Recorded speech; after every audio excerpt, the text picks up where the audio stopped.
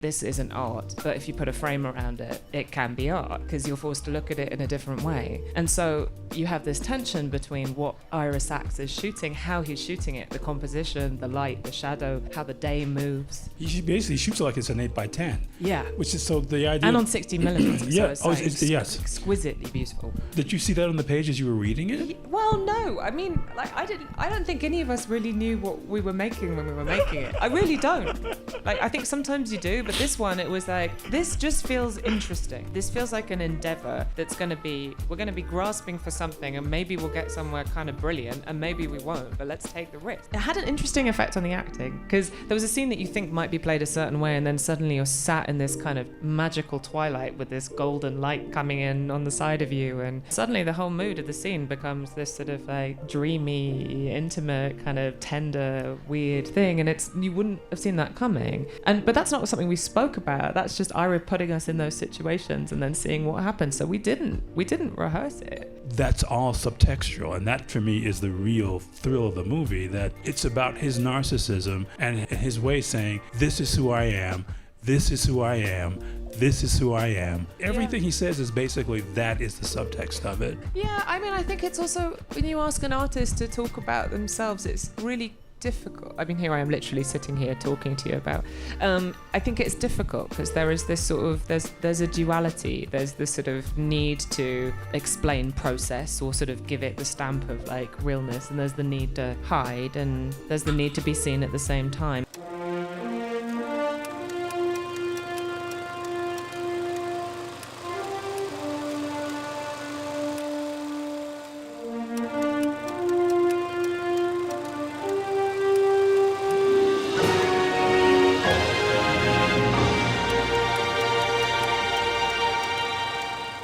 Let me say that one of the pleasures of doing this is being here in the Elvis suite. God, so easy to say that. Is get a chance to reconnect with people I like, I think have a special fondness for.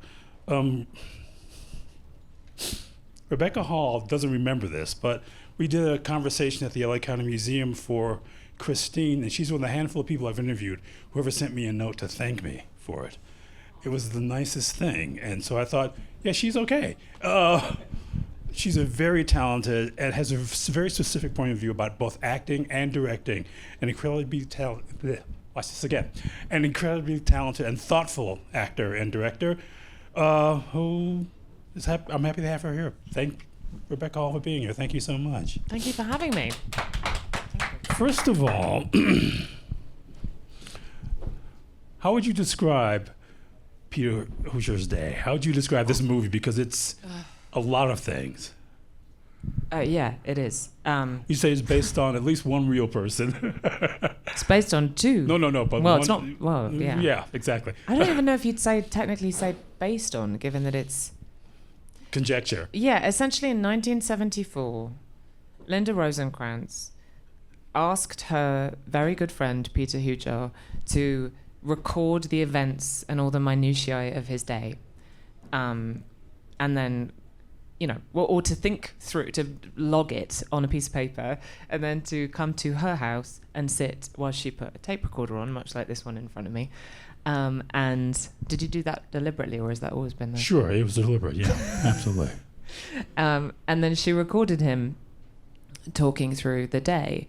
And then she was going to turn it into a book. She did it with a couple of other artist friends of hers. She asked the same thing. And then she told me she recorded some of her mum friends. So it wasn't just, and she was going to sort of collate this as anyway, she never did. And she lost it, the recordings. Oh, is that what happened to them? Yeah. Okay. But there was a transcript made of the recordings that somehow made their way into the Peter Hoosier archive at the Morgan Library, and they were found, and then she did end up publishing the transcripts as a book in 2021. And the movie is a film of the moment that it was recorded, as imagined by Ira Sachs. And first of all, I always thought about calling it My Dinner with Peter, because it feels like that, but it's also in this weird way like watching these two political animals circle each other And watching when you decide to laugh on camera and when you don't decide, or rather, she never really laughs. That sort of chuckle that is kind of escapes rather than is issued. She's being so strategic, and he's almost kind of feral in his indifference about convention. So there's so much tension because of that. I mean, I was telling you before, it's almost like a psychological drama. I mean, it's a thriller. It is a psychological drama, but it's almost like a thriller because there is so much unsaid between the two of them, despite the fact that they're talking all the time. Well, I think there is a natural tension that comes out of the fact that there is what they say, which is essentially quite mundane. They are just that he is recounting the events of his day from the previous day, which is interesting from us and with like hindsight because he's talking about Allen Ginsberg and Susan Sontag and all these details of the 70s that are intrinsically fascinating. But a lot of it is, and then I had a liverwurst sandwich and smoked a cigarette, and then I had a cup of coffee. There's allowed to talk about coffee. Right. But so you have what they're saying, and then you have how it is lensed, which, the film for me works much like this sort of old adage about contemporary art, like this isn't art, but if you put a frame around it, it can be art because you're forced to look at it in a different way. And so you have this tension between what Ira Sachs is shooting, how he's shooting it, the composition, the light, the shadow, how the day moves. He basically shoots it like it's an 8x10. Yeah. Which is so the idea. And on 60 millimeters. Yeah. So it's yes. Exquisitely beautiful. First of all, you see this room, the way the oranges kind of almost are baked into the negative is really stunning. Yeah. And what you forget is, until you watch something like this, the kind of oil, sort of the emulsion that things can have in a frame, you feel the oil in them. And the first shot is so incredibly mundane, and his body language is so rebellious against the camera itself that sets the tension into motion. I wanted to ask if you guys had much rehearsal time with this at all. None at all. None? No, Ira doesn't rehearse. That's part of it. He really didn't want. He wanted to capture. I think how he operates as a filmmaker is he's interested in very real sort of lightning flash moments of intimacy. Like all of his filmmaking has this in common, I think, and the performances are very real. And this was a kind of a departure for him because both myself and Ben Whishaw are, in a sense, we're not showing up and playing ourselves. We're playing quite transformative. I'm doing a Bronx accent. There's a whole there are layers of based on a real person, and he's doing Peter Hujar as much as he can. There's not much footage of Peter Hujar. I was gonna say it's weird because at a certain point you just realize that he's inventing his own Peter Hujar on screen. But those sorts of performances often necessitate quite a lot of rehearsal because you need to get over the hump of the fact that you're playing a very large character and then settle into it. And the fact that we didn't was quite frightening, but he wanted to not. And he says that on the first day he immediately regretted the decision. He was like, I really should have rehearsed. This was a disaster. But I think it was just that thing of us getting over that hump, and then we sort of relaxed into it, and also there was a sort of a natural intimacy that happened between Ben and I that's difficult to describe because really I think you're talking about it as a thriller, which I think is a super interesting take that I would never have, but I think of it as a sort of it's like an elegy and a weird love story, a specific love story, because it really ends up being about the friendship between this queer man and his straight friend. And it's a very specific kind of friendship that's like really laced with a lot of love and knowing. But she is also choosing him for an art project. So she is observing him. So she's spending the whole film in observation, much like the audience is in observation of the film. There's layers upon layers of the ephemera of everything. That's really what it's about, is she's trying to hold on to this moment, his day, and capture something about him. And Ira Sachs is trying to capture something about that idea, just like all film is trying to capture a moment. So yes, it's about a great artist, and yes, it's about the 70s in New York, but it's also just about how we all want to hold on to a moment and nothing is going to last. None of this lasts. And his understanding of that. He's completely he loves that about it. I mean, there's his embrace of the mundane without irony is fascinating to me. Well, I find it fascinating. I watched the film again this morning at the premiere, and I listened to Ben. By the way, he has 55 pages of dialogue, and I have 4. So I spend the film listening to Ben deliver that material, and so I've heard it a lot, and I still find it so compelling. Every time he's like talks about the mugu gai pan in the Chinese restaurant, and like the kind of this sort of, he gets the details wrong, like, I paid $7.30. Oh no, it was $7.40. It's all fascinating. Again, context. It suddenly becomes weirdly poignant and beautiful. Just because we're also too aware of her gaze, aware of her intent. Yeah. And we're also kind of wondering, if you don't know anything about them. I was talking to somebody about this who went earlier, who texted me, said, I didn't know anything about them, and you almost wonder, he's kind of an animal she's got under glass, and you feel really peculiar because you don't know if you like her, because again, when those laughs just kind of come out of nowhere, you go, oh my gosh, what's she doing to him? And by the halfway into, you realize that she both loves him and but also wants to be an artist in her own way. Right. And that's the fascinating tension in it. Yes, I think that's really true. And also I think I've got to know Linda a little bit. I can't wait to hear what that's like. And I think she is one of these people that can be quite unnerving to people and intimidating, because she doesn't actually want to be looked at or observed. She wants to watch. Okay. No, she really, and she has a tremendous she's interested in allowing him and preserving. I mean, she's enjoying this moment in her book and the thing, all of that, of course. But she has this sort of, she wants to honor the people. Like when she watches the film, she often says to me, "Oh God, I can't believe I said that about such and such. I wish that hadn't happened in the movie. They might be upset." I mean, she really has this warmth and generosity to her and wit that is very present. So yes, there is that tension of her wanting to be an artist, but mostly I think it's a genuine fascination in Peter that she still has. I mean, she talks about him so much still, and in such a way that's very about his legacy and about him wanting to be, she talks all the time about how much he wanted to have this moment that he is having now, when suddenly all of America has discovered what a great photographer he was, that he's one of our great photographers, and he didn't have that in his lifetime. But he kind of didn't want that when he was alive. Well, he did and he didn't. He said to her many times that he did. I mean, even in the movie, he says, "I have this star thing." Yeah, he says that. I want to be a star. I don't want to be a star. But in the New York of that era, the 1970s, it wouldn't have been that hard to, because it wouldn't have been that hard to go out and to draw some attention to himself, especially given the people that he photographed and the way that he photographed. I think the most that he was willing to do was photograph the famous people for the publications, and that's how he made the money. But then when it came to his own art, he's going to do what he wants to do. But he wanted to be recognized for that in a big way, and that didn't happen in his lifetime.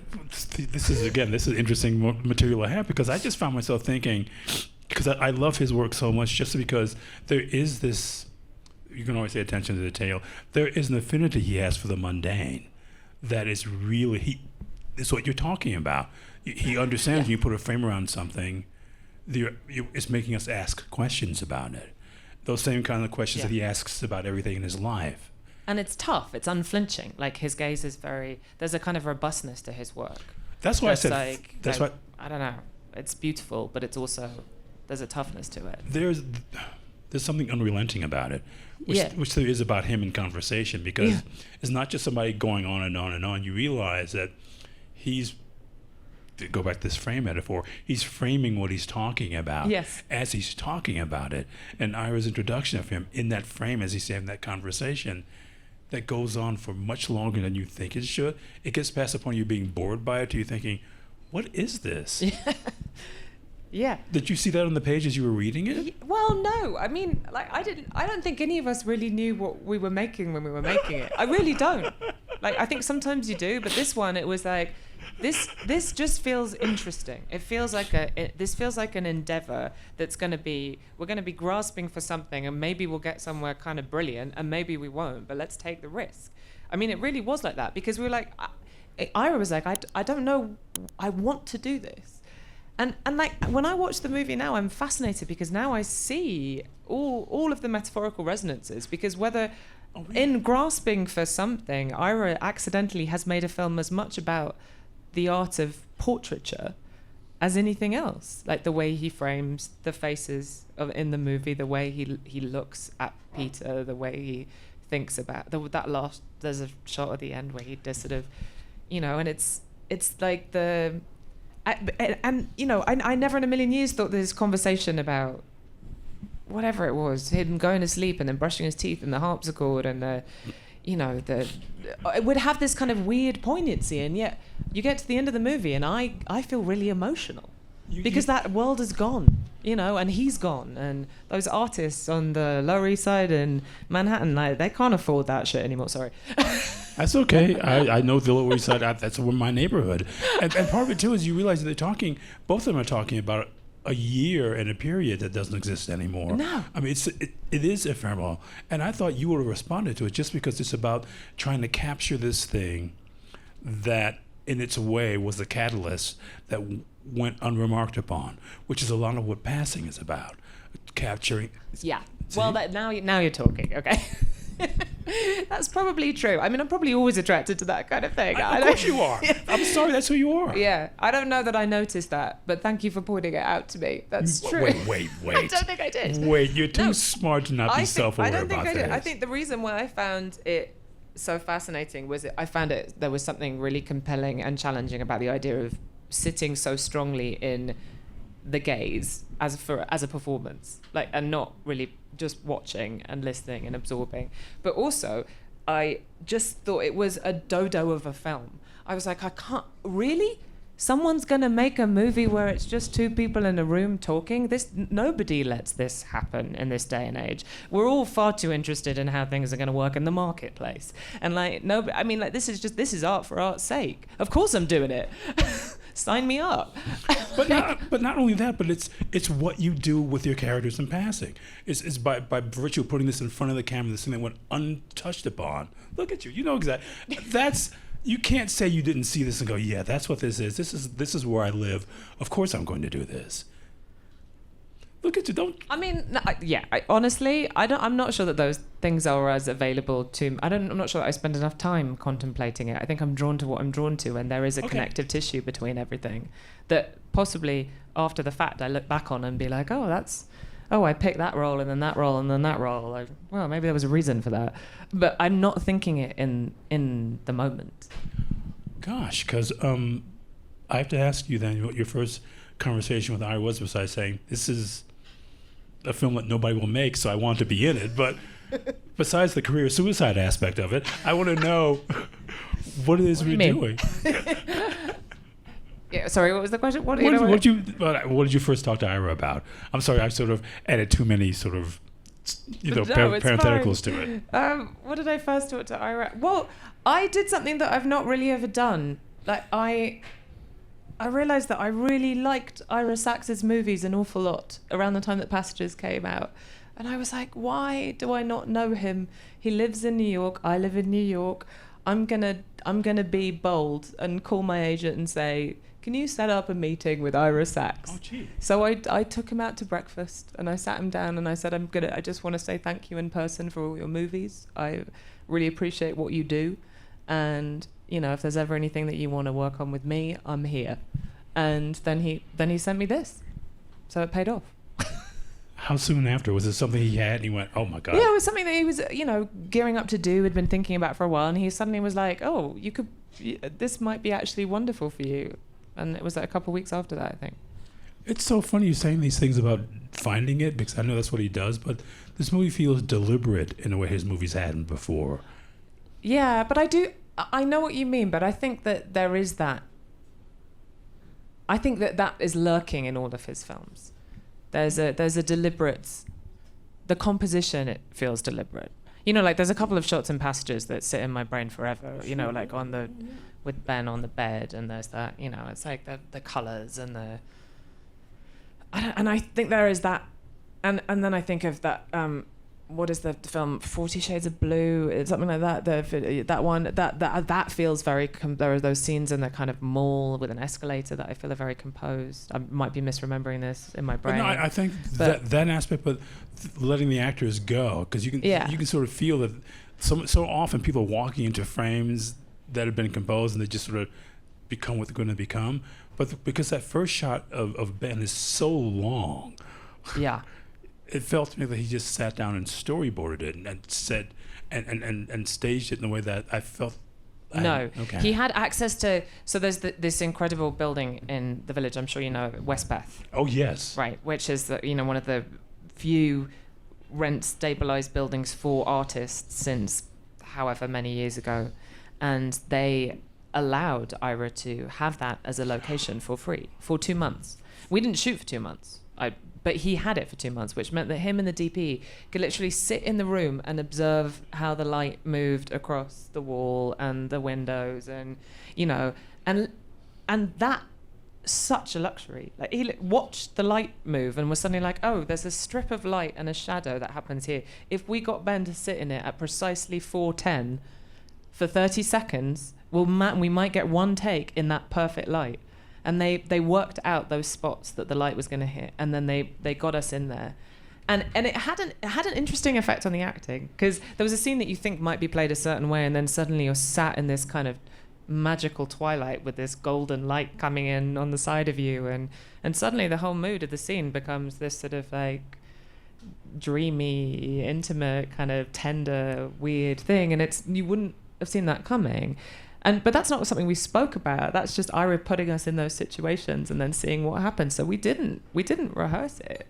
But there is, and I think it does end up having this kind of like, none of it is improvised. It's exactly verbatim the text, but we managed to find a way to make it. Well, Ben certainly did, brilliant in like learning someone's improvisation. Essentially, it's like, and then managed to make it look improvised again is like one of the most. It's an extraordinary performance. Because so much of it is sort of like basically reading a list in a weird way. Yeah, and there's the OCD of it. Well, it's not the rhythms of artistry, as in the sense that I what I mean by is like when a writer decides to compose something. I know this because I write. It's like you have the. Oh, I just said that word in the previous sentence, or this word has a sort of resonance or an internal rhyme with this word, and doesn't that sound lovely? And that kind of thing helps an actor memorize it, because it all has a logic. Whereas actual speech is repetitive, rambling, doesn't have that kind of like, artistic linking. It's difficult to learn. No, none of this has the feel of that's a sparkle of repartee. Yeah. It's people talking. It's people talking, yeah. But that's why I thought it felt deliberate, because you do feel the passage of time in this way that makes you wonder in the most elemental way. And I'm leaning forward as I'm talking to you about this, Rebecca, because I'm re-experiencing it. You have that sense of what's going to happen next. Yeah. And that's what I meant by psychological thriller, because those kinds of dynamics of what's he going to say? When is she going to look at him again as she's talking? Because so much is him like moving around her. Well, isn't that astonishing that a film with just two people could have that effect? I mean, Ira hilariously talks about this film sometimes. I've heard him in interviews say that it's like, how do you make two people talking when nothing happens and there are no events? How do you make that an action film? And he's like, it is an action film. It is. It is. It is that. Because part of it too is the camera movement. I mean, because it's still for so long, and then it's not still, and then it's still again, and then it's not still. Yeah. I mean, there's a musicality to that. Absolutely. that almost works as kind of this counterpoint to these two people sitting in front of it, and so it felt to me like things were worked out. It almost felt like, Derek Jarman or something like that. Yeah, you know Derek what I Jarman, mean? yeah, totally. And it feels like that sort of drama is installation thing. That's what it felt like to me. In fact, that's what I wrote down after I saw it. Yeah, and I thought, this is, because people say this could be a play. No, this couldn't be a play. No, because it needs all the language of cinema, doesn't it? Well, it's nothing without there's two different realities. There's the reality of what they're saying, and then there's the reality of what the film is saying, or what the shot is saying. Yes. They can be two separate things in the same moment, and they are. And the best, that's like cinema. Well, I rewatched Christine to get ready for this again because I just like when you play real people. The first thing we get a sense of, yes, it's an astonishing performance, but we also get a sense of how these people feel around other people. And with Christine, we get that sense of her self-awareness of people judging her, which wasn't true, but we felt that in you. Yeah. And Linda is judging him, but trying not to show that she's judging him, at least in performance terms, right? Yeah, I think she is judging him, but as a friend, I think mostly she's judging him about, like, why don't you do a better job at getting yourself out there and making money? Or she's judging him around, like, you've not eaten enough food. You know, it's like, it's maternal. It's less... But there's also this, and this is where I think the fun in the performance is, there's this subtext of, you've got to do this so I can do this thing about you. Yeah. But it's not said. No. I mean, yeah. I'm lucky that I happened to be interested in this, and I knew about it. But it's like, oh my God, you wait for, like, throw something at him, to shake him, to go get out there and do this. And in a more conventional movie, she would have, or a more conventional biopic, she said, just get out there and do something about yourself. And we're waiting for that. Yeah. And instead, it's just her just. Well, in a way, it's more powerful because the inference. It's all I inference. Find that if you infer anything as an audience member, you feel it more strongly than if you hear it. I do, but there's a conventional satisfaction that comes under that that this movie never gives us, which is the action part of it. Because it's almost like watching somebody dig through a bomb to look for the right wire to cut in real time. At a certain point, even though your life is at stake, it just becomes mundane. Unscrewing this, moving this circuit box out of the way, wiping off the sweat, checking your watch, looking out the window. I mean, there's a lot of that kind of stuff in this. Yeah, but what a gift to be a bit bored, though, sometimes. Like, we're never given that. Like, you know, like really long, like, installation art sometimes. I'm trying to think of a good example, but there are some pieces that I really appreciate because I go through these stages of, like, I'm bored, I'm angry, why are you not interesting me? And then I'm interested again. But I've realized that I've gone on a journey that's, like, more interesting than if I'd just been on a roller coaster. Have you seen Christian Marquet's Time? That's exactly what I'm thinking of, weirdly. I was like, I couldn't remember the exit, but I knew it was called Time. But yeah, thank you. Yeah, but you're watching that and you realize I'm in a movie theater watching a clock watching cuts to different clocks, but this is an hour, and now it's another hour, and now it's another hour. Why am I doing this? But when you get to the other side of that barrier, why am I doing this? That's when it gets interesting. That's what the opening is. The opening is to sort of say, I dare you to let this pull you in. Because if you're watching Ben, who's an actor who has a mastery of delivery, and you're waiting for that aperçu to be delivered with just the right spin. No, he's talking about soup. And,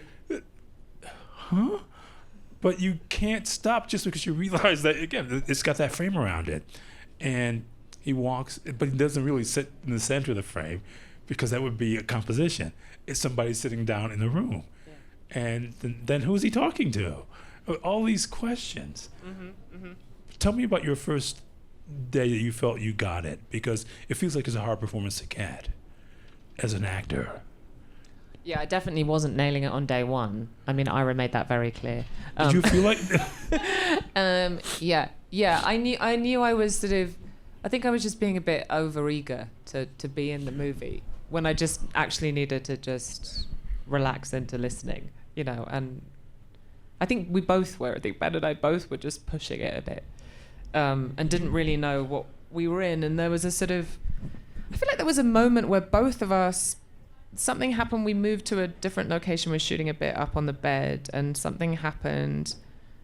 Ben and I just started speaking in a much lower register, and it became much more sort of mumbly and conversational, but we were listening to each other in a way that we weren't before, because we had all the nerves of it's the first day and it's the first shot and here I am doing a big performance. And we just stopped doing that and just started being with each other. And there was tremendous trust between us, which is fluke. You don't always get this. Okay. You know, and that you get that for free because you don't know whether you're going to get it or not with an actor. And I had that with Ben. Because we became really close on this. We didn't rehearse, but the one thing that Ira told us to do was he was like, you know, these are two people who are really good friends, like really good friends.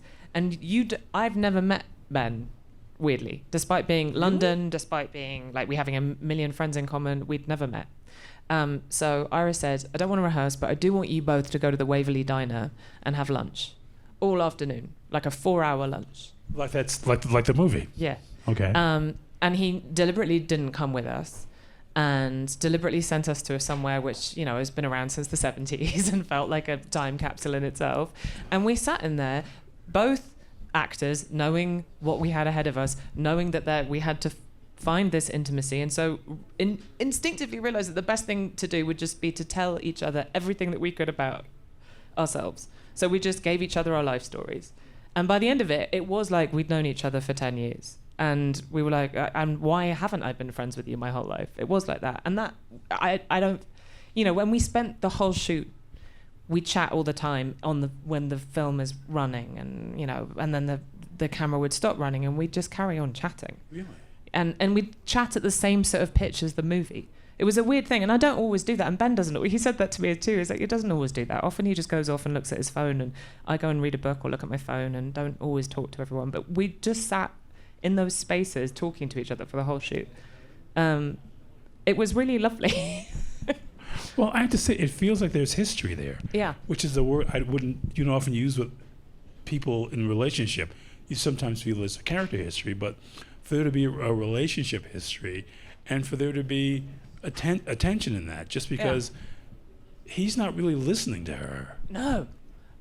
But she's remarkably tolerant of his sort of, you know, his moments of sort of artistically leaning narcissism, I guess, but or like self-involvement. It's complete. I mean, we get that from but she's also asking him to be self-involved. She's saying, "Tell me everything about your day." I mean, she's not saying, "Ask anything of me," and that's what I mean about Linda. She's not really interested. If you're in a room, if you're sat with her, if you were doing this with her, you'd have a hard time. She'd be much more interested in being like, "No, Elvis, tell me, you know, what have you been doing today?" Nobody's interested in that, but as she's asking those questions, again, knowing what I know about her, part of it is what she's asking because she's trying to get him to this place where he will do this thing and go out and be famous, or go out and realize, actually, I think it's for her to realize who he could be and be famous, because she wanted it for him and for herself. And that's all subtextual. And that, for me, is the real thrill of the movie, that it's about his narcissism and him and his way saying, this is who I am, this is who I am, this is who I am. Everything he says is basically, that is the subtext of it. Yeah, I mean, I think it's also, when you ask an artist to talk about themselves, it's really difficult. I mean, here I am literally sitting here talking to you about. I think it's difficult because there is this sort of, there's a duality. There's this sort of need to explain process or sort of give it the stamp of like realness, and there's the need to hide, and there's the need to be seen at the same time. And I think Peter Hujar, like when he's talking about his day, you really sense this sort of this obsession with the perfection of what he's doing and his obsession with his art. And there's a kind of, I don't know, sort of freedom with that. Would he much rather talk about smoking or coffee? Yeah. Apart from when he's talking about doing the spotting on the prints, which I love that section. We'll talk about that because that's technical. It's not about explaining what the art is, about the spiritual process of expiating this stuff. Yeah, that stuff's easier to talk about. I don't know, I'm talking about the other stuff. So we can just end this right now then. Gee whiz. watching this actually made me think a lot about David Lynch, who was also that kind of person. Yeah. You know what I mean? Yeah. Who managed to become famous anyway. Yeah. But somebody who was resolute about not talking about his creative process, who couldn't be less interested in it, Yeah. and would talk to you about camera mounts and microphone placement and Klieg lights versus these cold lights that don't really do anything for people. And why aren't we doing this? He'd do that, but as soon as you ask a question about art, he would shut down. But also was somebody who, under all that kind of celebrating of the essential, there was an iron will there. And in this performance from Ben, you see how unbendable he is about not, even though his setting's going to take him right into a bridge, he's not going to change his trajectory. Right. And her just trying to just say, well, I don't want to give any of the dialogue away because I feel like it's actually really kind of instrumental that you hear it for the first time. Yeah. But her trying to get him to just look out the window to the other side and to see if there's someplace else you could go. Yeah. Does any of this make sense to you? But did you think about Lynch? Because it made me think about it. I didn't think about Lynch then, but it's really weird that you bring him up today because I did think about him. I mean, obviously I've been thinking about him a fair bit recently, but he's one of my all-time favorites, heroes. And I was thinking about him when I watched it this morning. I don't know why. I just started thinking about him. Because they have so much in common in personality terms. And there are a lot of those artists in New York, in the East Village, who just said, why can't art be part of the everyday? And why can't, I don't want to celebrate it, but I do want to make it. And that's what's... Yeah. It's also, I think, because I feel like a lot of Lynch's films force you into a slightly meditative state where it's not just about what you're looking at as much as how your psyche, your consciousness is interacting with what you're looking at. Like the two, one doesn't exist without the other. And so everyone's experience is different. And I think that there's an element of that sort of in this film of like you're sort of lulled into this meditative state, whereas, you know, you get as much as you're willing to lean into it. But yeah, I think because again, as we're talking, I'm leaning into you to talk about it because I'm physically reliving what I was doing as I was watching it. And did you feel that as you were shooting it and really getting into, no, just shake off the pitch. Okay, not even close. No. No, I mean, I don't know. You just said it, right? I mean, I think it's hard to talk about the art. It's like, I think artists do the art. That's why we do the art, is because we can't talk about it. If we could be you talk about what essayists, then we'd probably do that. You talk about what got you there, what made you want to do it. I mean, that's as integral as the art itself, I think. And for guys like Hujar and Lynch, they couldn't do that. But I also think there was a part of, I know, with Lynch, he was rigorous about not wanting to demystify it.